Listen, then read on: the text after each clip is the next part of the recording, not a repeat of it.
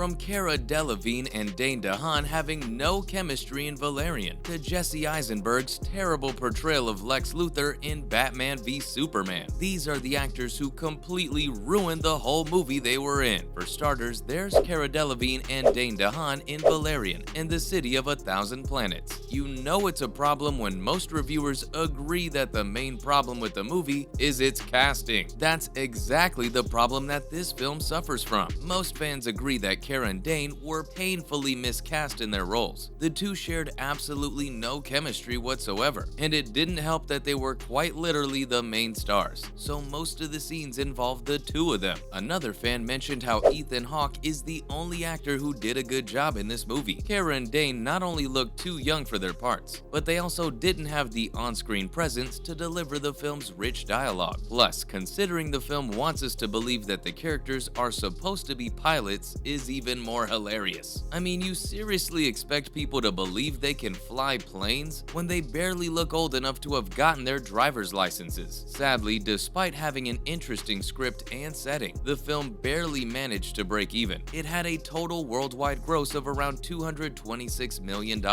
But considering it was one of the most expensive independent films ever made, with a budget of $223 million, that's not exactly something to celebrate about. But that's not the only film that was utterly ruined by its actors. There's also Kristen Stewart in Snow White and the Huntsman. Look, I don't want to give poor Kristen too hard of a time. I mean, she was literally the start of Twilight. It's fair to say she hasn't exactly been dealt the best hand by fate. But the thing is, a lot of the criticism that she got for that role is also pretty applicable to her part in Snow White and the Huntsman. In fact, a lot of people felt like this was yet another movie that she ruined just by being in it. And that is mostly because she can barely emote. Like, I really mean it. Kristen has got one expression on her face for like 90% of the film, and it's of mild surprise or annoyance. My father, You must rest.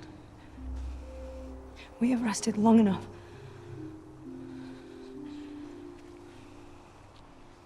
A role like hers needed an actress with a very expressive face, and well, Kristen just wasn't really right for the part. That's not to say she isn't a great actress though, but I think her talents are better utilized in more subtle roles, where she doesn't need to be relying on her face to express her emotions. But let's face it, her role in Snow White and the Huntsman didn't suit her at all. Hopefully she decides to stick with more indie projects from now on, and not ones that need her to be acting in an over-the-top fashion. But if it makes Kristen feel any better, she's not the only actress that suffers from this problem. Because let's be real, Jesse Eisenberg straight up ruined Batman v Superman Dawn of Justice too. Okay, I've gotta make it clear. There are a ton of issues with this movie, courtesy of its director Zack Snyder, who thinks that comic book movies being gritty for the sake of it is a good idea. Here's a hint, it's not. But still, Jesse managed to stick out like a sore thumb. In a movie that's already so bad, it isn't really a good sign. Here's the issue. He's playing Lex Luthor, a menacing evil mastermind, and one of the scariest villains that DC has to offer. So how's Jesse portraying this ruthless guy? Well, he looked like a 19-year-old college student throughout the whole movie. Plus, it's not just his looks either. Even his acting felt too over the top and comical. It's like he received absolutely no direction whatsoever. The interesting thing is he's not exactly performing in a terrible way. It's just that he's not acting like how Lex is supposed to be. Jesse is a great actor and could have shown in a different role, or even in this one if he had been given some proper direction. But when Snyder's too busy coming up with the whole Martha plot twist and finding reasons for why Batman should be using a gun, it's kind of hard for him to help actors, I suppose. But sometimes it's not an actor's performance that makes them ruin a whole movie. Just ask Robert De Niro in The Irishman. Nope. The thing that completely makes this movie unwatchable for some people is the absurd amount of CGI and makeup they have on Robert. They had the guy portray a young Frank Sheehan, and I'm sorry Martin, but there isn't any amount of CGI magic you can do on Robert to make his portrayal of Frank anywhere close to believable. De Niro is really old. You just can't expect him to have the same energy and mannerisms as a young person. The whole de-aging gimmick is cool for a scene or two, but when the whole movie is shot like that, well, it just means that a younger and potentially more well-suited actor, was robbed of the opportunity to perform. A lot of people felt that this should have served as a wake-up call to Scorsese, because he needs to realize that there are a lot more actors in Hollywood he can work with, and not just the select few he constantly hires in just about every one of his projects. But that's not the only time Hollywood decided to force an actor into a role that didn't suit them. I mean, just take a look at Russell Crowe in Les Miserables. Can we all get together and sign a petition that says actors who can't sing shouldn't be hired for musicals? Because honestly, Russell Crowe really didn't feel like he should have gotten this role. What makes it even worse is the fact that the rest of the cast members are actually pretty good at singing. I mean, his direct counterpart in the film was Hugh Jackman, who's got a great singing voice, thanks in no small part to his history as a successful musical actor on stage. Having the two contrasted against one another in the film made Russell's lack of singing ability even more jarring, so all the scenes involving Crowe's character, Inspector Javert, felt much worse in comparison. For some fans, it ended up ruining the whole movie, and honestly, I can see why. Again, Crowe is a great actor. In fact, he was amazing even quite recently in The Pope's Exorcist, but when you ask him to sing, it's so clear that he's lagging behind in that department. Plus, there's another actress that really felt like she wasn't on par with the rest of her castmate, and that is Sophie Turner in X-Men Dark Phoenix. Most people would say that this is by far the worst X-Men movie. Well, besides that horrifying New Mutants film anyway, the big problem with this movie is that fans just didn't buy Sophie as Jean Grey. Her development felt super rushed, and overall, it just wasn't that great of a journey to watch, especially when you've got actresses like Famke Janssen, who's done the character justice in the past. So when such a huge chunk of the focus of the film is on Jean, it's almost impossible to really enjoy this movie in any manner, other than maybe just laughing at how bad it was. No wonder Fox's X-Men franchise ended up crashing and burning. But that's not the only instance of an actress not being able to carry her weight in a superhero movie, because Awkwafina in Shang-Chi and the Legend of the Ten Rings was also painfully unwatchable. Lots of fans felt like she was just super miscast in her role as Katie in that movie. Her performance wasn't that bad by itself, it's just that her character felt like it was shoehorned for no real reason. Plus, the script also gave her absolutely nothing to work with. Katie is a super one-dimensional character, whose only real job in the film is to crack unfunny one-liners and act as a punchline every now and again. In that way, she's supposed to be kind of working as the straight man of the movie. But after the 10th time, it just gets annoying to listen to her talk about just how wacky and weird everything going on is. I mean, we get it. But those were all the times actors completely ruined the whole movie they were a part of. Thanks for watching, and I'll see you next time.